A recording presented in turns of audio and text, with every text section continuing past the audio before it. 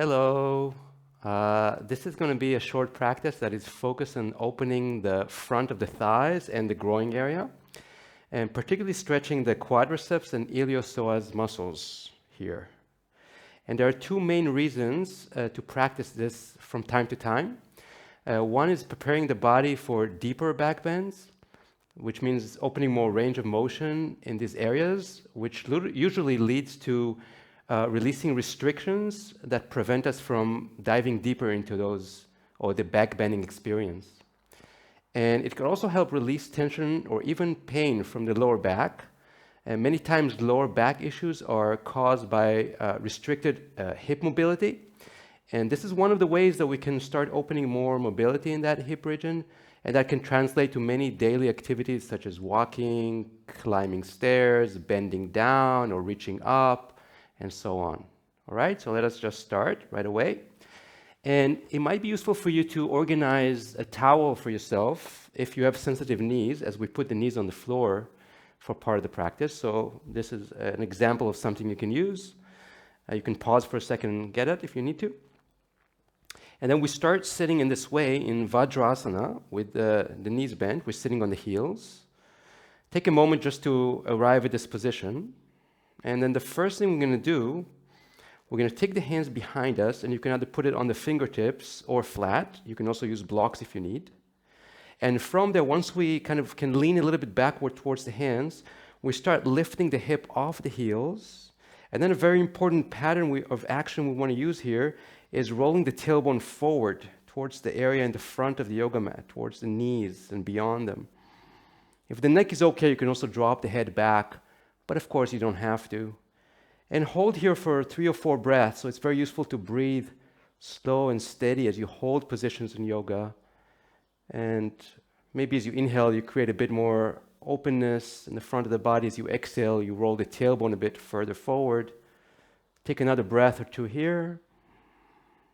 And then next time you breathe out, you can slowly lower the hip down towards your heels and then walk your hands forward. We're going to prepare for a low lunge. Let us start with the left foot moving forward. So just step it forward right between your hands and then slide the back knee as far back as you can comfortably.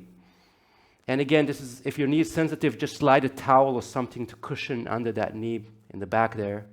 And as you inhale next time, just lift the chest forward and up a little bit and create a little bit of an arch in your spine.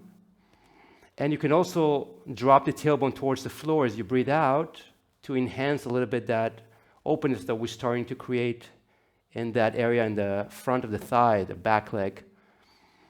And take another breath or two here. Try to create a bit more stability on your feet as we move up in just a moment. So next time we inhale, we can slowly transition into a low lunge. That means we're rising up. We're trying to lower the hip a little bit further down towards the ground.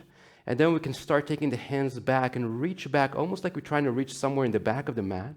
But as we do that, we start breathing out and allowing for the hip to drop further and further downward, or inviting the hip to drop down a bit more.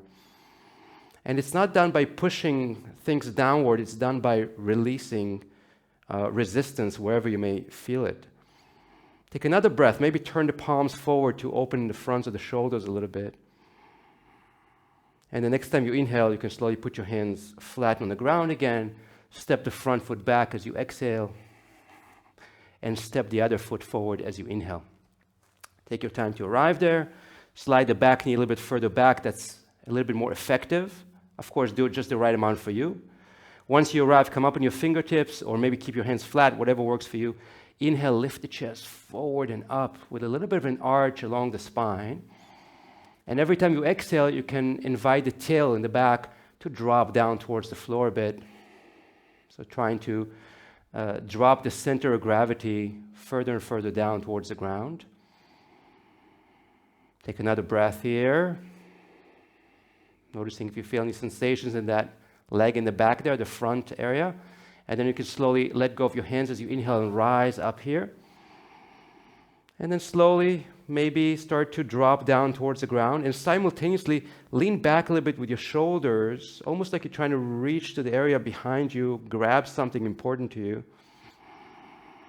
Every inhale, you lift the chest a bit, lean back. Every exhale, you drop the center of the body, the hip area, down towards the ground a bit, making sure there's no compression in the lower back. Take one more breath.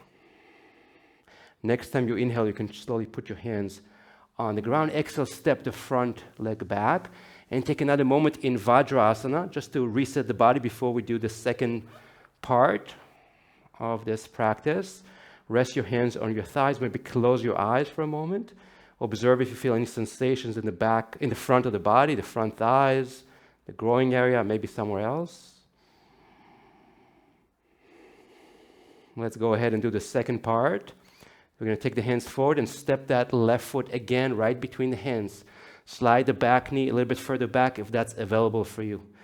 We're going to do a low lunge, a little bit differently now. We're going to rise up and lift a little bit higher up than before, so we can really access the tail and drop it down towards the floor. So this action of tilting the pelvis and dropping the tail is very important in this variation. Put your left hand on the front thigh and your right hand up in the air to create that extra length. And then you can start lowering the hip if you're not losing the tailbone dropping down. The moment you lost it and you feel an arch in the lower back, you went too far. You need to back off a little bit and drop this way. Take another breath or two. Just observe sensations. This is targeting more the psoas, the iliopsoas muscles in the upper front thigh, moving towards the lower belly, the groin area. Wonderful. Now we're going to go a little bit deeper into the quadriceps. So as you breathe out, take your right hand down towards the floor. Turn the front foot a little bit out to the side and lean back just enough so you can bend the back leg and bring the heel towards the buttocks, using the left hand to grab the foot anywhere that you can actually grab. It doesn't matter what you grab. And then start lowering things forward and down again. Some of us can drop down on the elbow, but don't force it if it doesn't feel right. Pull the heel towards the buttocks. Drop the hip further down and forward, and then gently start turning the chest towards that left knee. And it might feel like a very deep stretch for some of us. If it does, you can always retreat back a little bit and reduce the amount, or just breathe slow and steady and observe the sensations. So whatever works for you, stay calm and don't push yourself too much. One more breath here. You can always pause the video and stay an extra 10 minutes if you'd like. Inhale, let's slowly move back. Take your time so you can lean back a little bit and drop the back foot down towards the ground. Put your hands flat. Inhale. Exhale, step the front leg back. And inhale, step the other foot forward. Again, we're going to slide the back knee a little bit further back if we can. Rise up here to this low lunge with a bit different variation. So you lift things up a bit. You tuck the tailbone under. Then you put the right hand on the right thigh and left hand up in the air. If you can maintain the tailbone movement down, then you can lower the hip a little bit further. Just do the right amount for you. Keep the breath slow and steady. It's very useful to do. Let's take another breath or two here. Don't go too deep. Do it more with precision. Next time you breathe out, just put your left hand down on the ground, and then you can start leaning back with your hip. Turn the front foot a little bit and angle out. It's very helpful here. And reach back and grab that back foot with your opposite side, right hand grabbing the left foot. Then you can slowly drop forward again. Maybe you stay like that. Bring the heel towards the buttocks. Some of us can actually come down on the elbow, but don't force it. And you can slowly start twisting a little bit. That also adds a little bit different component to this. So you can turn the chest a little bit towards the right knee, and then slowly working on bringing the heel towards the buttocks, dropping the hip a bit further forward and down. If you feel at some point it's going too deep, just retreat a little bit, come back up, and then hold here for another breath or two.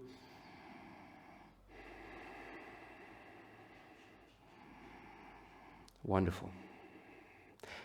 You can slowly start moving back at your own pace. Let go of the back leg eventually and gently put it down, both hands on the floor. Inhale.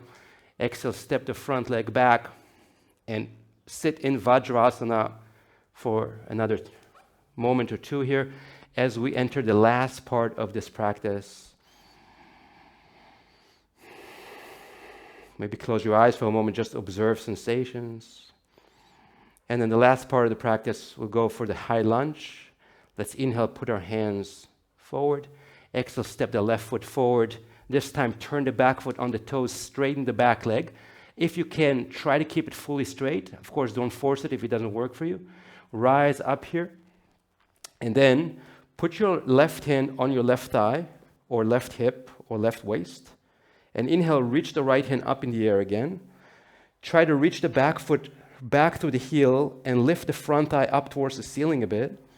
And then you're going to add a little bit of a side stretch here. So you can keep the chest and hip facing forward and take the right hand over the head for a little bit of a opening of the right side of the body. And maybe lean back gently with your upper chest moving up a little bit towards the ceiling. Take another breath there. Wonderful. Inhale, come back to the center. Exhale, put both hands down on the ground. Inhale, step the front foot back. And exhale, slowly put your knees down on the ground. Let's do the other side. Inhale, step the right foot forward, turn the back foot on the toes and straighten the back leg.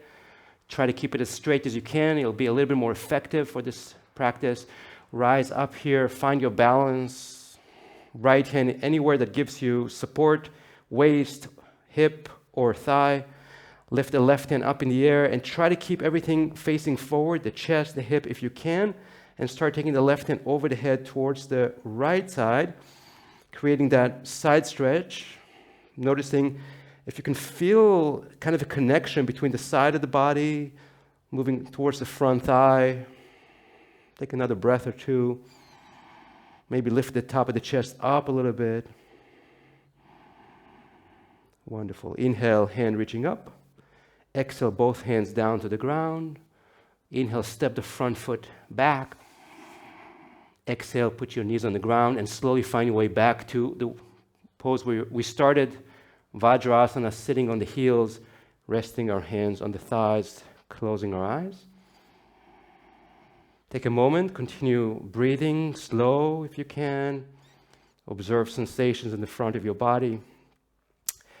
And to finish the practice, you can either stay here for another moment or go into a child's pose and then just take a moment before you continue your day, resting your head on the ground and relaxing the breath.